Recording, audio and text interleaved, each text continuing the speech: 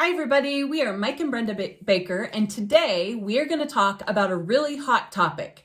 Now, before I get started with what the topic is, you will notice that we are going to change the format just a little bit and be a lot more bold with you guys, because it seems like from the comments that sometimes people aren't getting our drift. So we're going to be even more ourselves and be very bold, and if that offends you, that's not our point, but we do want you to hear what we have to say, because these are things that we see a lot, okay?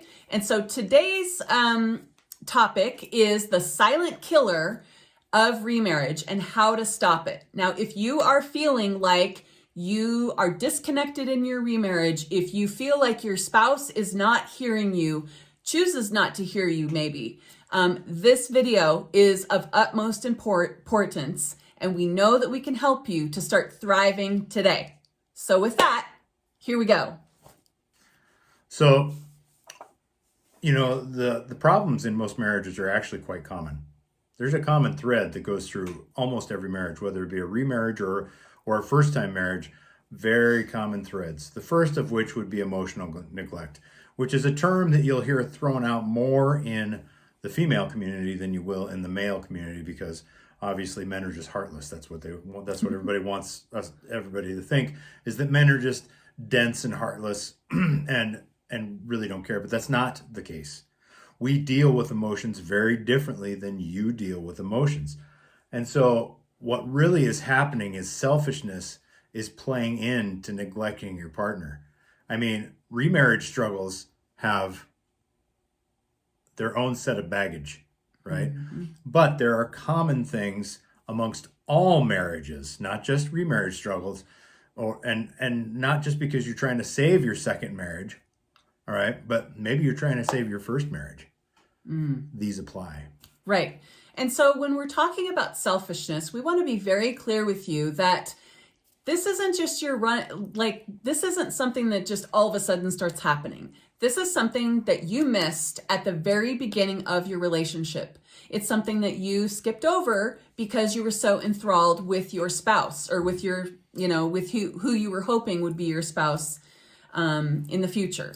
And so honestly, it's been there all along, but now it bothers you because you're a couple years down the road or something like that. And so be understanding when we say selfishness is not new. It's always been there. We all have it, to be honest with you. We have all struggled with it in our marriage. And so remarriage, the problem that we see more often than not, correct me if you disagree, but more often than not, what we see is that the issues that the person had beforehand with their first marriage comes up with a vengeance in the second and so on marriages, okay? The issue really comes, and this is where selfishness comes in, is you're not willing to do the work to make this marriage your last marriage. So you expect your spouse is going to do all the work to fill that gap for you. Well, I got news for you. That's selfish. Yeah. You want to talk about what your spouse isn't doing for you. Also selfish. You want to talk about how you have to, there's a whole series of videos coming out now about how if you have to tell your guy what to do when they say, hey, what do you need me to do? And you have to tell them that that's not helpful and it takes the same amount. That is selfish. I don't care what you think it is. I don't care if it's exhausting. It is selfishness on your part. Your partner is trying to step in and you are shutting them down. Now, am I saying that all men there are men that are trying to get out of it? Yes. All right.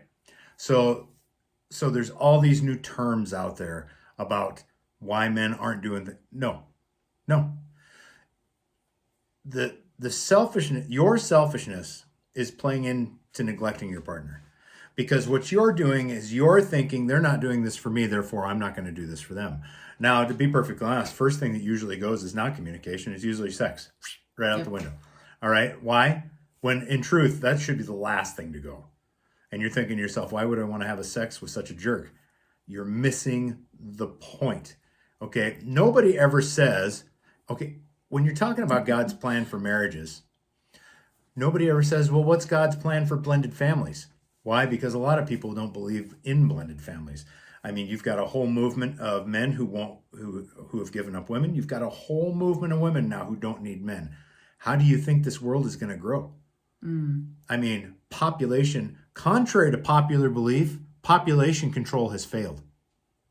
Places like Japan and Italy and Germany now, and China, now have shrinking populations, and they've got villages that are completely empty as a result of these ideas. So what does that have to do? Selfishness is becoming more and more of a thing. And what happened is, now remember, there's nothing new under the sun. So there is a time in history when they dealt with selfishness like we're dealing with it now. Now remember, we're biblically based, right? So the whole idea here is that now we have, instead of the Me Too movement, we have the My Truth movement. Okay, I got some bad news for you. If you use the term, well, that's my truth, that is selfishness in action. It's simply selfishness with a smile. Okay? Because what's going to happen with this emotional neglect? Because emotional neglect happens on both sides. What it's going to do is it's going to cause constant imbalance. Right. And so I think it would be really good for us to kind of talk to each man and woman here right now. And so we want to remind you, women, we want to remind you that, it's a general thought of women that if their man cares, he'll notice and he'll go and do it. And that you shouldn't have to tell him what needs to be done. He can see the dishes in the sink. He can see the garbage needs to be taken out. Okay? So in truth, yeah, he sees it. What he doesn't know is what you want done with it. Now you're sitting there thinking, well, that's the dumbest thing I ever heard. Whoa. Let me give you a little reminder that when men care about something, we bring it up. We don't stow it. We don't expect you to know. We bring it up. All right. We'll say to another guy, hey, hand me that. Or, hey, I need you to grab that. Or, hey, it's not a big deal for us. Okay. Women, on the other hand, expect you to know. That's where the whole, what do you expect me to read your mind? Actually, in a big part of the sense, women expect men to know what they want, which is in essence reading their minds or reading their body language, whatever you want to call it. The whole point is that you're both communicating very differently, and it is frustrating to both. You need to realize that if you've got a good guy, and there are more good guys than not. Yeah. Don't try and feed me a line that there isn't. That's absolute baloney. There are more good guys than not, but your good guy may not be acting the good guy because he doesn't know what you want. And women are notorious for, quite honestly, unspoken expectation, which means that if you want me to do the dishes, you want me to do it a certain way, I'm just supposed to know, okay, that's not going to happen. It's not going to happen. With us, do I do the dishes? I do the dishes all the time. Do I load the dishwasher? I load the dishwasher all the time. Do I get critiqued about how I do it? No. I clean the kitchen all the time. I make the bed. Do I get critiqued about how I do it? No. Does my wife do things for me? Yeah. Does she get critiqued when she does it? No. Would I like her to do some things a different way? Sure I would. Are there things she'd like me to do a certain way? Yeah, there's a rule in the house, I can't fold the laundry. Not because I don't know how to fold, but because I don't fold the way she wants me to fold, and I don't see the big deal. So rather than create this rift, she's just like, please just, I can do laundry, but please just don't fold the laundry, just bring it up and set it here, I'll take care of it. That's the arrangement. No harm, no foul. Right. And so when we talk about unspoken expectations, ladies, it's time for you to stop. When somebody, this has been said by somebody else, but this is not our material. But, a preacher was talking about how when women typically, when he asks them, well, what would your ideal man look like? Yeah. And 9 times out of 10, she is actually explaining another woman. Yeah. Okay. And so we don't want to get into that situation because God made female and male very different to complement each other like a zipper. Okay. We're meant to become one flesh, but you have to work on that. You can't let other people be, influencing you that, if he loved you, he would do this, or if she cared about you, she would do this, because you're gonna come across negative friends that are never going to help you in your marriage. They're actually going to cause more and more problems. Go ahead. There are friends on both sides, by the way, that need to go. Yes. I don't care if you've been friends since you were a kid. If that friend is bad-mouthing your spouse and you are letting them, you need to boot them. And so let's talk about that for a minute. If you have friends that are negative all the time, they get mad about everything all the time, and they're always telling you, yeah, such and such, they made me so mad, blah, blah, blah. They never take accountability for themselves. Those are not the types of people that you want to be hanging out with. Here's why. Because, okay, what that does is that constant buzzing in your ear affects you, whether you realize it or not. Now, you'll say, oh no, they just go on their tirade. Okay, why aren't you defending your spouse? But what that does is it brings us to our third point. So now we've hit emotional neglect, we've hit a constant imbalance, and what comes out of that is we save resentment for a rainy day. And then we don't realize what true forgiveness is. Do you know what true forgiveness is? True forgiveness comes with changed behavior. So what that means is you can't, and this happens on both sides, you cannot and must not bring up sins of the past to beat your spouse with because you're upset about something. You also can't have them in the back of your mind, because we have seen this so many times when working with other couples, is they keep that in there and it rattles around, and they may not actually say it, but they treat their spouse in a different way because they've still got this thing back there that they can hold against them. It is time for you to pray about whatever it is your spouse did that upset you so much and get past it. It's time. It will ruin your relationship faster than anything else. And we would even go so far as to say this silent killer kills faster and more deadly, and before anybody actually knows that anything's happening, more than an affair. Do you agree? Saving resentment for a rainy day literally is emotional neglect in the marriage. Yep. Okay. So when you're holding that thing, you have not forgiven. True forgiveness means you let it go. Well, Mike, what about these extreme things? We're not talking about the extreme things. Believe it or not, I've seen so many. Let's give another example. I've seen this I divorced a good man movement.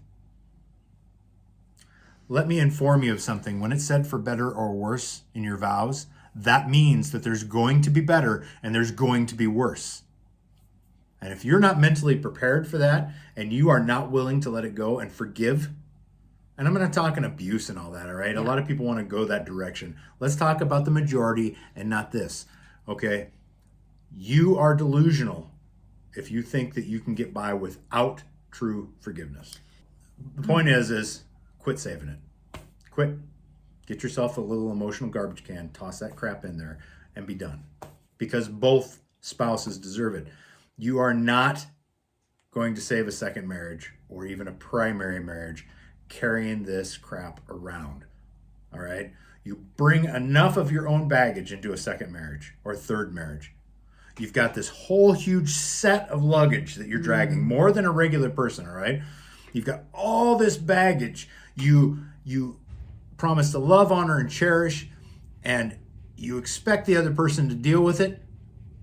And there's a whole slew we're not even touching on here. You expect the other person to deal with it, and then you're going to hold their baggage against them, but they've got to accept yours. Right. And so that's really what I was going to talk about before, when I forgot what I was going to say, is here is your hard. Your hard is whatever your spouse is doing that's bothering you to the point where you think it's okay. And this is Christian, remarriage advice. Okay? You think that it is okay with God that you hold things against your spouse, but when they hold things against you, how does that go? How do you feel? Yeah. You feel betrayed, don't you? Okay, and so that's where we're coming from. We are saying here, We have the how to save your second marriage. We know what you should do.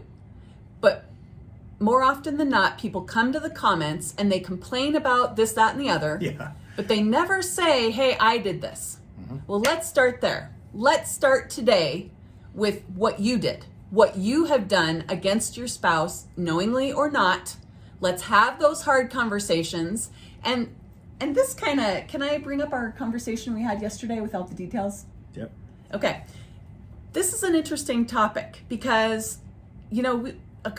several years ago, we had a big situation, okay?